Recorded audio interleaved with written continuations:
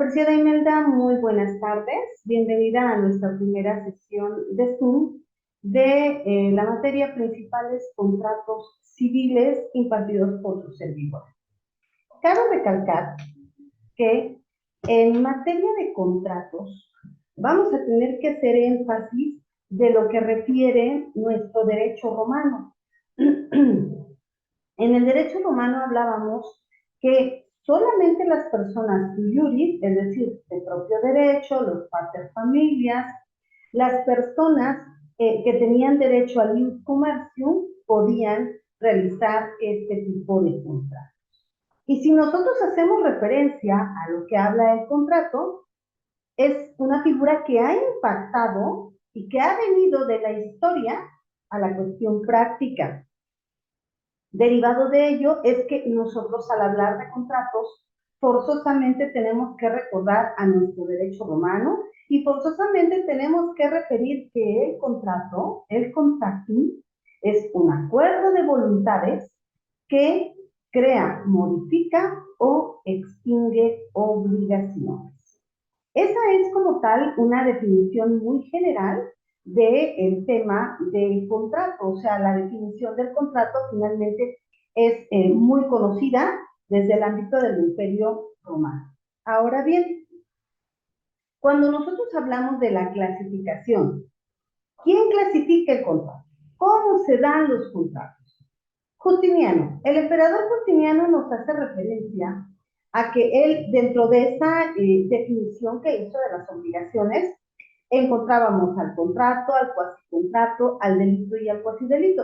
Por ende, entonces, el contrato era una figura que en su momento podía traer aparejada obligaciones, o sea, siempre fue así. Aún un cuasicontrato como tal también creaba, modificaba o llegaba a extinguir obligaciones. Y es así como nosotros podemos encontrar, según lo que vemos aquí en pantalla, la clasificación del contrato, pero ya de una manera más clara, vamos a decirlo así, que es a lo que nos hacía referencia Justiniano. Él nos decía, el contrato fue modificándose, fue evolucionando para su perfeccionamiento y sobre todo para la aplicación y el cumplimiento de en la vida de la sociedad. Y es así como encontramos al contrato verbis. ¿En qué consistía este contrato? Este contrato, como lo podemos ver aquí en la imagen, era directamente de palabra, de manera verbal. Pero recordemos, ¿quiénes podían realizar contratos? Únicamente los sui juris, los de propio derecho, los pater familias, los que no eran esclavos. Por eso, hoy por hoy, cuando hablamos de un contrato verbis y nos remontamos a estos personajes que los firmaban, finalmente ellos decían, es mi palabra, y yo les doy mi palabra y yo la cumplo. Digámoslo así, no existía mucha complicación. Sin embargo, por ahí, leyendo un poquito de historia, recordemos que en el derecho romano, y sobre todo con el emperador Caracalla, se hace una apertura para ciudadanía. Es decir, estas personas que eran esclavas, estas personas que habían en cierta forma vivido bajo el yugo de sus paterfamilias, bajo el yugo de su dominus, de su dueño, podían alcanzar la ciudadanía. Y con el alcance de la ciudadanía, como tal, adquirían el ius commercium. ¿Y en qué consistía el ius commercium o el derecho del comercio? A realizar contratos. Y por ahí alguien decía, derivado de eso es que hubo y comenzó a haber muchísimo incumplimiento de los contratos verbis, y es así como nos vamos transformando a los contratos literis, a los contratos escritos. Y estos contratos escritos hoy por hoy son los que conocemos ya con una perfección en cuanto a la escritura, a la nómina, es decir, al nómine, al nombre que llevaba cada contrato. Vamos a verlo más adelante, pero hay figuras que han sentado precedente desde el Imperio Romano y que se siguen manejando actualmente. Dentro de estos contratos también nos encontramos los contratos re, o los contratos reales. ¿En qué, qué significa un contrato real? Que a lo mejor yo digo, bueno, le voy a vender esta bolsita y se la voy a entregar. El contrato re como tal es la entrega de la cosa, la entrega del bien, ya sea mueble o inmueble. Y de esa forma es como perfeccionábamos entonces el contrato re o el contrato real, directamente entregando la cosa. Posterior vienen los contratos consenso o consensuales, que bueno, yo siempre he hecho referencia a que un contrato consensual es un contrato en el que el término del consenso se activa en todos, en el verbis, en el literis y en el re. ¿En razón a qué? A que existe el consentimiento para que nosotros podamos realizar determinado acto jurídico. Yo no puedo venir y decir, pues vamos a iniciar una compra-venta si usted no me quiere vender a mí, por ejemplo, su casa. Debe de existir el consenso, es decir, el consentimiento, el sometimiento de la autonomía de la voluntad para poder llevar a cabo este contrato. Hasta ahí, mi estimada Imelda. ¿Tendrá usted alguna duda?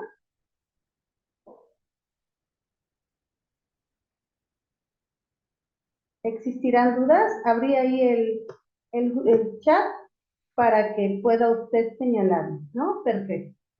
Entonces, seguimos. Ya una vez que sentamos precedente con el tema de los contratos, vamos a comenzar ahora en esta nueva era de los contratos, vamos a llamarlo así, con una clasificación. ¿Y en qué consiste esta clasificación de los contratos? Esto es algo que podemos encontrarlo en cualquiera de nuestros códigos civiles derivados de pues, el estado en el que nosotros nos encontremos de la República. Vamos a encontrar que existen contratos preparatorios, que existen estos contratos traslativos de dominio, traslativos de uso y de garantía. En cuanto a los contratos preparatorios, decimos que a lo mejor no se usan, porque ya tendríamos que perfeccionar el contrato con la entrega de la cosa. Sin embargo, hace no muchos años, a mí me tocó realizar un contrato de compra-venta con una organización, con una sociedad que venían del extranjero, que se fondeaban como tal del extranjero. Bienvenida a la nueva compañera o compañero que se acaba de integrar. Y ellos me decían, mire, licenciada, nosotros necesitamos, ¿qué tal, compañero? Muy buenas tardes, maestrando. Y ellos me decían, no tenemos el efectivo como tal para poder llevar a cabo el contrato en una sola exhibición, es decir, entregar el recurso en una sola exhibición. Entonces ellos me proponían, ¿qué le parece? Le entregamos determinada cantidad de dinero, firmamos un contrato preparatorio a la compra-venta, en el que señale que le estamos dando tal cantidad y que en determinada fecha firmamos el contrato de compra-venta y determinamos de pagar a su representada el efectivo. Y le dije, sin problema, ¿no? Pues muy solemnes con el tema, ellos decidieron que esa promesa de compra-venta o ese contrato preparatorio al contrato se notariara. Yo dije, pues adelante, ¿no? O sea, si eso es lo que ustedes pretenden, sin ningún problema. Y es así como inicié este contrato preparatorio. Determinado tiempo después perfeccionamos la venta, llegó el dinero del extranjero, porque era para una iglesia, y es así como pues nosotros concluimos ese contrato preparatorio y lo realizamos como tal ya en un contrato de compra. Ahora, cuando hablamos de un contrato traslativo de dominio, es aquel en el que el dominio, o sea, lo que a mí me corresponde, se los entrego. ¿A manera de qué? De que ustedes puedan hacer uso de ellos. Y como tal, tenemos al contrato de compra-venta, que es una figura que ya existía desde hace mucho tiempo. El contrato de compra-venta, permuta, donación, mutuo, comodato, arrendamiento, fianza, prenda e hipoteca, relativamente son figuras que nosotros venimos arrastrando del derecho romano. Y la compra-venta, lo que ya conocemos. Sería muy importante que ustedes pudieran verificar, que yo confío en que tienen en sus manos un código civil del estado en el que ustedes radican, y ahí puedan verificar el fundamento legal del contrato de compra-venta. Una persona llamada vendedor se obliga a entregarle a una persona llamada comprador una propiedad, un bien mueble, dependiendo de la característica, ¿verdad? Entonces, a esto refiere el contrato de compra-venta. Y algo que quiero comentarles antes de que se me pase es, un contrato es un traje a la medida. Nosotros lo vamos entretejiendo, nosotros lo vamos hilando como a nosotros, perdón, como a nosotros nos convenga. A lo mejor a mí se me ocurre decirle al maestro Juan José, sí le vendo, pero le vendo en dólares. Y él me puede decir, bueno, está bien, sin problema, yo doy clases en línea y me pagan en dólares. O sea, eso es algo que nosotros ya acordamos. Para que nosotros podamos realizar un contrato de compra-venta, la autonomía de la voluntad tiene que someterse. Si Juan José está de acuerdo en pagarme a mí en dólares, adelante, lo realizamos. Y si no, entonces me iré con Imelda, que ella sí está de acuerdo en pagarme en dólares. Entonces, transferimos la propiedad. Cuando realizamos contratos como tal, en lo personal, su servidora refiere en el contrato de compra-venta que va a tomar o va a ejercitar como tal su derecho real en el momento en el que termine de finiquitar. Vía transferencia, vía efectivo, vía como hayamos acordado dentro del contrato. En materia del contrato de permuta, que también es traslativo de dominio, damos una cosa por otra.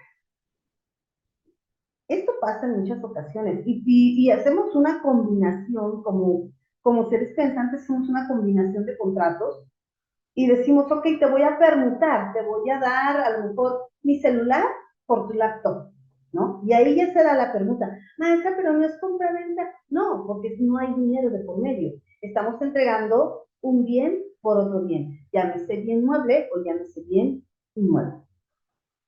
En materia de donación, también es una figura bastante antigua del Imperio Romano, en el que recordemos que solamente las personas sui que solamente los pater familias podían realizar testamentos, podían donar. La mujer totalmente no podía donar. La mujer estaba supeditada, subordinada a lo que dijera su esposo, a lo que dijera su pater familias, a lo que dijera su dominio, y por lo tanto no podía realizar la donación. La donación es a título gratuito, no es oneroso, es decir, no hay de por medio dinero. Yo entrego una cosa, por ejemplo, una casa, un terreno, y se la dono a mi hijo o a mi nieto, y a lo mejor yo no estoy pidiendo nada a cambio. Por eso se le llama oneroso. ¿Ok? Y en el contrato de mutuo, aquí hablamos del mutuante, de los mutuantes, donde se obligan a transferir la propiedad de una suma de dinero o cosas fungibles, es decir, cambiables, al mutuario, quien se obliga a devolver otro tanto de la misma en especie y cantidad. ¿Ok? Este contrato también es bastante añejo, y con eso cerramos el rubro de los contratos traslativos de dominio. Dentro del rubro, si existe alguna duda, por favor, me levantan la mano, pueden hacer uso de el audio o bien del chat, como a ustedes les acomode mejor. En materia de traslativos de uso, arrendamiento, comodato, son los más conocidos y por ende también son los más antiguos. En el contrato de arrendamiento es donde los contratantes están de acuerdo, su servidora en dar en renta alguna propiedad y la otra parte la va a tomar para sí, para habitarla, para servirse de ella, para usarla. Sin embargo, no va a poder ni subarrendar, es decir, ya renté, pero ahora voy a rentarle al maestro Juan José y a la maestra Imelda, porque les queda cerca la universidad. Entonces, yo les voy a subarrendar a ellos. Eso está totalmente prohibido o debería de estar especificado dentro de la cláusula del contrato de arrendamiento. Sin embargo, en muchas ocasiones no lo ponemos y tristemente lo que no está escrito está permitido. Y al rato, si no pusimos y si no fuimos acuciosos con poner una cláusula de rescisión que haga referencia a que si hay un subarriendo, el contrato hasta ahí se extingue y puede activarse a lo mejor una penalización, entonces relativamente estamos teniendo ya un poquito de conflictos al no haber sido precisos y concisos con el tema del arrendamiento. ¿Cuándo me va a pagar? ¿Cómo me va a pagar? Voy a poder entrar hoy, tristemente, con la situación que estamos viviendo. Nosotros deberíamos, fíjense bien, deberíamos en cada contrato de arrendamiento poder entrar a la propiedad y mínimamente inspeccionarla una vez al mes. Oiga, pero eso es privacidad, estamos invadiendo la privacidad de quien está rentando. No, porque por eso tú ya firmaste un contrato y esa persona se sometió. Su servidora lo hace, administro algunos bienes inmuebles y yo entro y les digo, bueno, aquí el contrato dice que me permiten entrar y verificar. Oiga, ese cristal lo rompieron, ¿cuándo van a arreglarlo? Oiga, esa coladera está en muy mal estado. Si usted no la arregla, a lo que vamos a tener detalles. O sea, cuestiones tan simples como esa, que creo bastante importante el poder referirlas en este momento. Pasemos ahora a otro contrato transitivo de uso, que es el comodato, en el cual de manera gratuita concedemos el uso de una cosa fungible a otra persona y llamado comodatario, y este va a contraer la obligación de restituirla individualmente. Te doy algo, lo puedes usar, recordemos que es traslativo de uso, pero no significa que sea tuyo. Por eso en muchas ocasiones, cuando nosotros tenemos a lo mejor algún negocio, hace mucho tiempo yo inicié un ciber y tenía unas impresoras y me las dejaban en comodato. Yo podía usarlas, yo podía gozar de esos frutos que se daban, pero como tal, cuando se terminaba el contrato, yo tenía que entregar esa impresora, o bien dentro del contrato de comodato decía, especificaba, que si algo se llegaba a dañar, la que tenía que responder era yo. ¿Sí? ¿Nos queda claro el tema de preparatorios traslativos de dominio y traslativos de uso? ¿Sí? Sí, maestra, nos queda claro. Muchísimas gracias, Juan José. Y supongo que aquí tenemos el comentario. Muchísimas gracias. Bueno, seguimos entonces. Los contratos de garantía. Como su nombre lo dice, tenemos el contrato de fianza, tenemos el contrato de prenda y tenemos el contrato de hipoteca. El contrato de fianza, una persona, obviamente, mayor de edad, con una capacidad jurídica plena, se compromete con el acreedor a pagar por el deudor si ésta no lo hace. Hace poco me decía una estudiante, maestra, me están pidiendo que salga a favor de un préstamo. Y le dije, ¿qué hemos aprendido en sesión? Si ella no paga, usted se compromete a pagar. Y si ella desaparece del mapa y se va del plano porque pues, finalmente no tiene nada, pues el que va a aparecer en el buro de crédito va a ser usted por no haber cubierto la deuda a ella. Y si bien nos va, hacen la demanda, enderezan la demanda contra el deudor principal, no está, entonces el que dio la fianza, el que dio su palabra, el que dio su firma, tendrá que venir y pagar. Entonces, yo por eso siempre les recomiendo el tema de ustedes verifiquen a quién pueden en un momento avalar, a quién pueden ustedes darles esa fianza, porque el día de mañana el conflicto es para mí. ¿Ok? En materia de prenda, hoy por hoy, a nivel república, tenemos un conflicto económico y buscamos una tiendita donde podamos ir y dejar la pulsera, el arete, el reloj, el celular y nos dan un dinero de por medio. A eso refiere el contrato de prenda, que es un contrato de garantía, en el cual yo me obligo y comprometo a venir y sí, ok, dejo mi celular, pero ese celular yo lo voy a ir a recoger. Y si yo no pago y si yo no lo recojo, el celular se pierde. Y al rato pasamos y lo vemos en la vitrina del cine y dices, ay, este era mi celular, ¿no? Pero lo dejaste como prenda. Las computadoras. A esto hacemos referencia con el tema de la prenda. Y la hipoteca. Cabe señalar que en materia de prenda aplica para bienes muebles. Y la hipoteca nos va a aplicar para bienes inmuebles. Cuando sacamos o pedimos un préstamo en el banco ¿qué es lo primero que te pide? Imelda, por favor, sus escrituras. Queremos verificar que no tengan ningún gravamen y sin ningún problema le prestamos. Pero eso sí, si usted no paga, adiós su casa. Cambie de propiedad.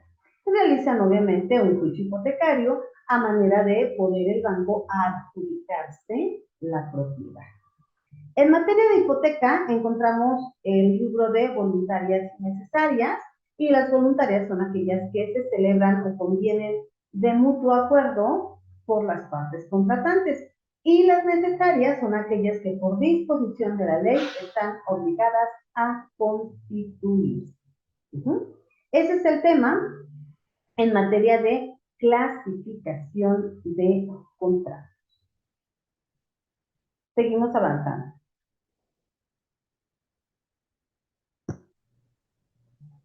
Ok. Si nosotros vamos más al fondo de los contratos, vamos a encontrar una subclasificación, vamos a llamarlo así, por la naturaleza del vínculo, por su objeto, por su forma, por el efecto jurídico que producen, por la forma de su existencia y según estén o no disciplinados por la ley. De las más conocidas, por la naturaleza del vínculo, unilateral, bilateral. Unilateral, donación, testamento. Hay nada más una sola persona que es la que sufre, vamos a llamarlo así, el desgaste económico. Bilateral, te doy mi casa, pero tú me das un dinero. Por su objeto, onerosos o gratuitos. Oneroso es que hay de por medio dinero. Gratuito es que no necesitas hacer nada para que yo te pueda dejar algo, por ejemplo, en herencia o en donación. Por su forma, solemnes y no solemnes.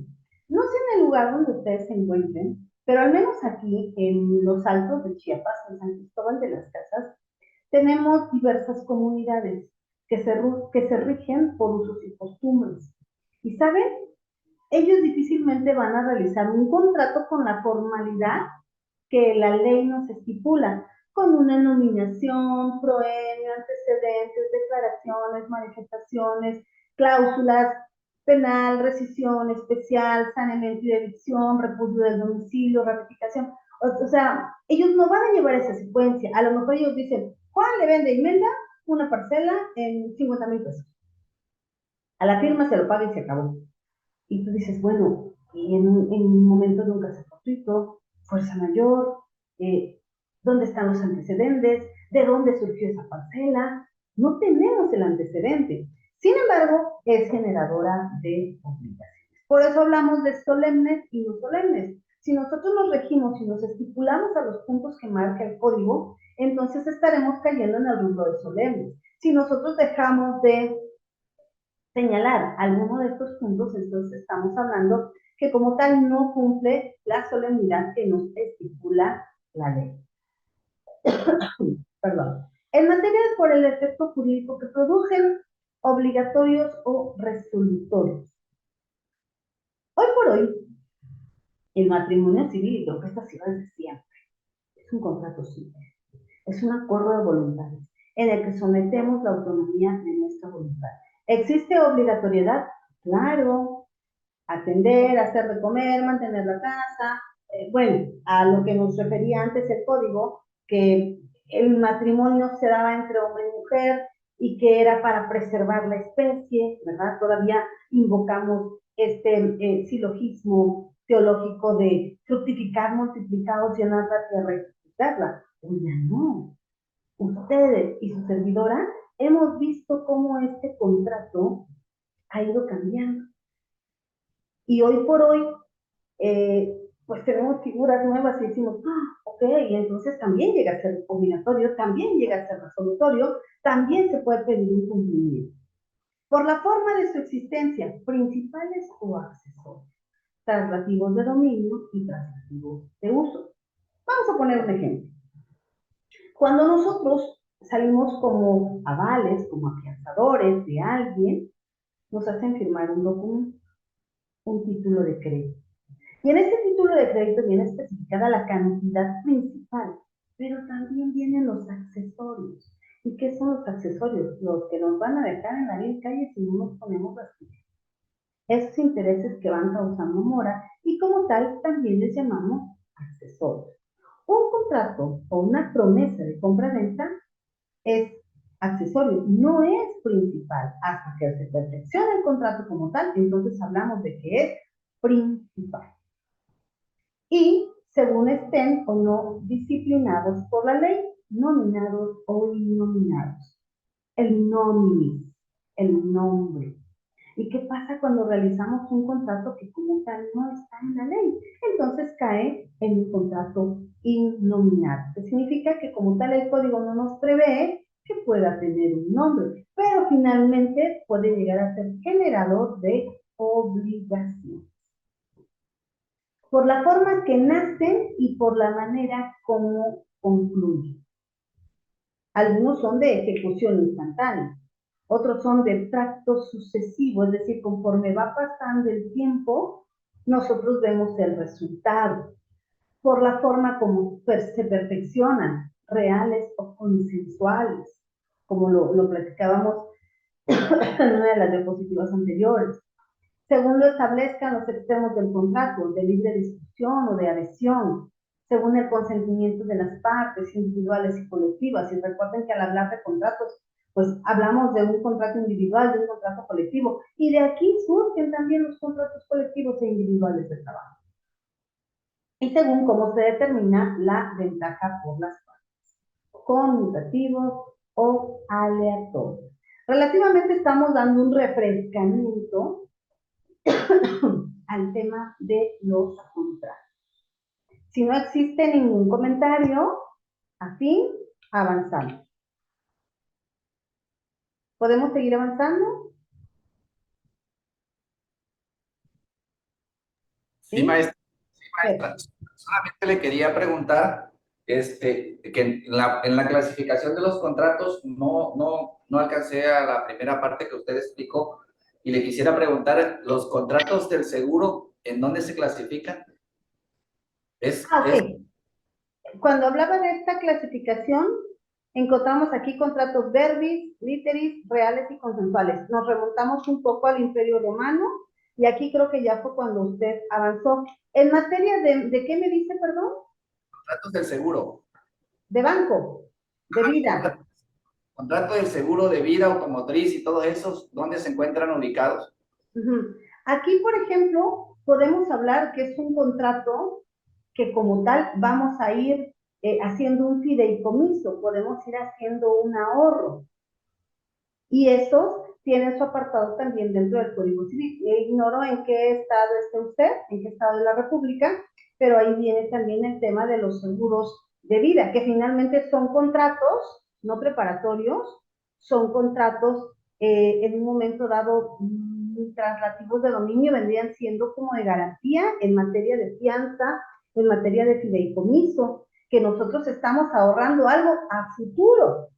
Se los comento. Yo estaba muy interesada en hacerle un ahorro a mi nieto y dije, bueno, esto que le quede ahí como su fideicomiso para que cuando él esté más grande pueda estudiar y tenga dinero de dónde tomarlo. O sea, el ahorro lo estaba haciendo yo, la carga la estaba haciendo yo. Sin embargo, el lugar donde yo puse mis ojos se fue a quiebra. Entonces tuve que sacar rapidísimo el dinero y le dije, técnico, pues vamos a buscar un mejor lugar. Estos entran directamente ya con los bancos también, que son las instituciones que están facultadas para poder realizar estos fideicomisos, estos ahorros. Los seguros de vida, como tal, también no es algo que nosotros vamos a disfrutar. La carga la llevamos nosotros, pero finalmente el beneficiado va a ser a quien nosotros dispongamos. Y alguien me decía, mucho cuidado con los seguros de vida, porque luego te cobran, te cobran, te cobran, y para pagarlo se complica un poco por todas las cuestiones. Litigué apenas unos asuntos en cuestión de seguros de una empresa, bueno, era una sociedad cooperativa. Las personas fallecían, venían los beneficiarios, y no, es que falta el punto, es que falta la coma, es que, y les ponían muchas trabas para el cobro de los seguros. Con el tema de pandemia, los seguros aumentaron, o sea, aumentaron en cuanto a precio y aumentaron en cuanto a clientes, porque muchos fallecieron y muchas empresas también, las aseguradoras, ¿no? Se fueron a quiebra por el tema de la demanda, el exceso de demanda que había para poder garantizar. ¿Ok? Bueno, creo que aquí. Ok, preparatorios. Bueno, esto ya lo comentamos hace un momento. Nada más vamos a, como el programa me lo manejaba, pero esos contratos preparatorios son cuestiones a futuro. Por ejemplo, el contrato de un fideicomiso no es al momento. O sea, eso se va a ver a futuro. Tengo una amiga que ella contrató un fideicomiso, pero lo contrató en dólares. Y de repente está así. Ay, es que no me alcancé, es que el dólar subió. Es que está ocurriendo esto. Y yo les digo, bueno, ¿no era más fácil contratarlo en pesos? ¿No? Hay muchas empresas, ojo con esto también, hay muchas empresas que hacen firmar a los clientes de una forma muy rápida, de una forma muy veraz. Y los hacen firmar hasta por 30 años. Tuve la oportunidad de platicar con un exalumno y él me decía, maestra, me fui a Cancún. Y dije, ay, sí, te vi, qué maravilla, conocí Cancún por ti, ¿no? Y me dice, ay, maestra, pero ¿qué creen? Firmé un contrato a futuro. ¿Cómo un contrato a futuro? Me enseña el contrato y el señor firmó un contrato en dólares por 30 años. Le dije, no inventes, ¿y quién te garantiza que vas a vivir 30 años? No conforme con eso, la esposa, los hijos y a todos los metió en el paquete, obviamente la esposa también pagando y los hijos obteniendo este beneficio. Contratos a futuro, ¿no? Son contratos también en un momento dado preparatorios. Y dentro de esos contratos preparatorios encontramos la clasificación del compromiso de contratar y el contrato de opción. En el compromiso de contratar, nos dan un documento en el cual existen ciertas características que nosotros tenemos que llenar, el tiempo, el plazo, cómo vamos a pagar ese contrato que yo les comento, pues se tenían que pagar en dólares y tenían que transferirlos o depositarlos a determinada cuenta. Y yo le decía, ¿te pusiste a pensar en cuánto va a estar el dólar el mes que entra? La verdad, no. Pero bueno, como son cosas inciertas, como son cosas que nosotros compramos a futuro, pues a veces son un poquito riesgosas, vamos a llamarlo así.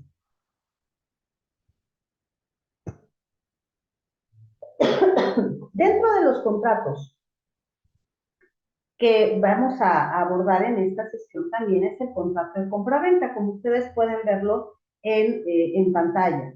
Damos un bien inmueble y nos entregan, pues como tal, dinero.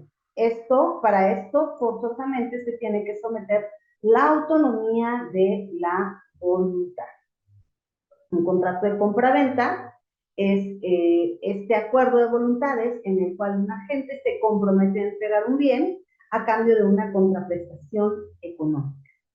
Obviamente, cuando realizamos esta operación, se busca satisfacer una necesidad. Yo quiero un vehículo porque está lloviendo. Yo quiero internet, les voy a contar algo mucho. La casa de ustedes tiene una parte de lámina. Nos ha llovido terriblemente. en Chiapas, y le digo a mi hija más pequeña, ¿sabes qué, mi amor? Me voy al despacho, allá voy a dar mi clase, porque puede llover. Yo tuve que contratar un servicio también aquí, en materia de internet.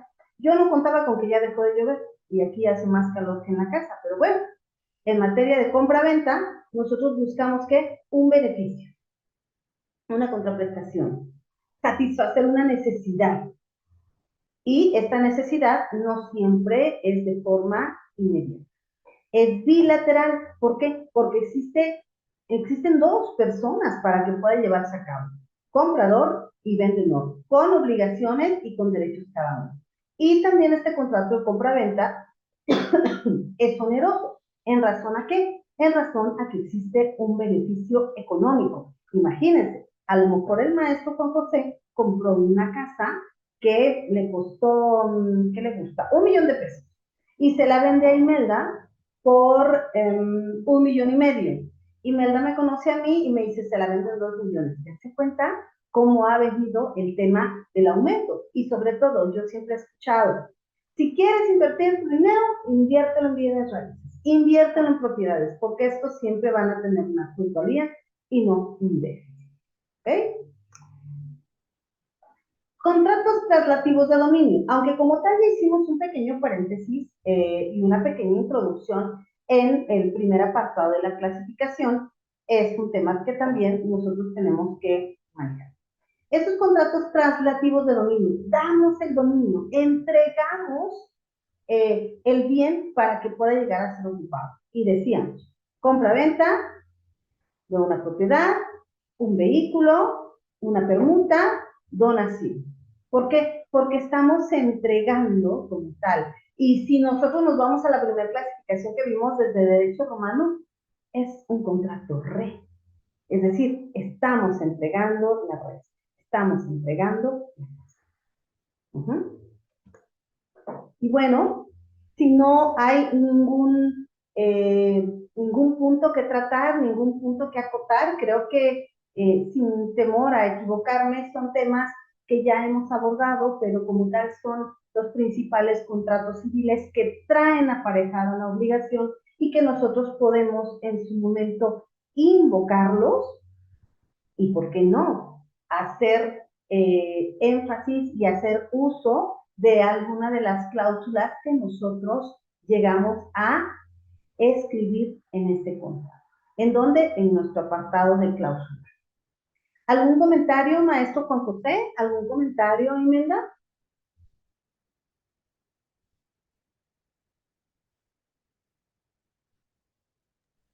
Ninguno, maestro, todo claro. A ver, vamos a leer a Imelda. ¿Ok? Pues agradezco mucho la atención y su tiempo. La sesión voy a tratar de subirla hoy mismo a Drive para que pueda generar el URL y puedan estarlo consultando. Gracias, maestra. Maestra, cuando usted hablaba de contratos que traen aparejada una ejecución, en este caso, el pagaré podría constituirse como un contrato deudor y acreedor. ¿Es un contrato, es un pacto? Sí, sí, ¿por qué? Porque si nosotros nos vamos al documento como tal, es un título de crédito. En ese título de crédito, usted no me obligó a poner la firma, yo sí Claro. la puse. En ese contrato, aunque a lo mejor no firmamos un contrato por el préstamo de dinero que usted me hizo, está señalando y está indicando que yo le debo y que le voy a pagar. Y Claro. por ello surgen las demandas, los juicios ejecutivos mercantiles, que son contratos, que son demandas especiales, según lo que maneja el código. Sí, maestra. Sí, y yo le he recomendado mucho a mis clientes que prácticamente cuando van a contratar y comprar, por ejemplo, un crédito automotriz, las personas, los acreditados no se dan cuenta, pero al momento que firman el contrato, porque ellos van interesados en adquirir su vehículo, ¿no? Y realmente en las agencias firman 3 contratos por una sola deuda. Firman un contrato de prenda, firman un contrato de crédito y firman un pagaré. O sea, se obligan a pagar 3 veces la misma cosa y solamente reciben una. Así es, pero la empresa nunca va a perder, al contrario, mientras más tienda lazos en cuanto al cumplimiento, para el mejor. Es correcto. Incluso también firman un contrato de prenda, ¿no? Así es, porque como tal, bueno, no debería, según esto no debe transmitirse, yo acabo de comprar un coche y se lo vendo a usted y ahora usted me lo paga y yo voy a seguir pagando, también de ahí se generan muchos fraudes. Sí, se entiende que no debería de ser, pero con carta factura estamos vendiendo, y a veces sin carta factura. Sí. Lo que ocurre igual con algunas casas que se compran a crédito de Fobist, Infonavit o bancarias y las personas antes de terminar de pagar hacen un supuesto traspaso, en lo que al final de cuentas están vendiendo algo que todavía no han terminado de pagar, ¿no? Exacto. No tienes un derecho real sobre la cosa y ya la estás transmitiendo y ya la estás vendiendo. ¿Sí? Son los vicios ocultos, vamos a decirlo así, que nosotros mismos generamos como sociedad. Correcto. Muy interesante su materia, maestra. Muchas Muchas gracias. gracias, maestro Juan José. Maestra Imelda, el podcast. No se compliquen con el podcast. Agarren su teléfono, pongan un audio de WhatsApp, hagan su grabación, compártasela que se le tenga que compartir, baja usted ese audio, lo sube a Drive, me genera URL y lo pega. No necesitan ustedes ninguna otra aplicación que no pueda hacer la grabación de voz o el propio WhatsApp. Gracias, maestra. Igual estaba batallando con eso para hacer el podcast. No se preocupe. Gracias, muy amable. Ok, pues quedo a sus apreciables órdenes y nos vemos primeramente Dios el domingo. Buena tarde, maestra. Que Gracias. tengan muy buenas tardes.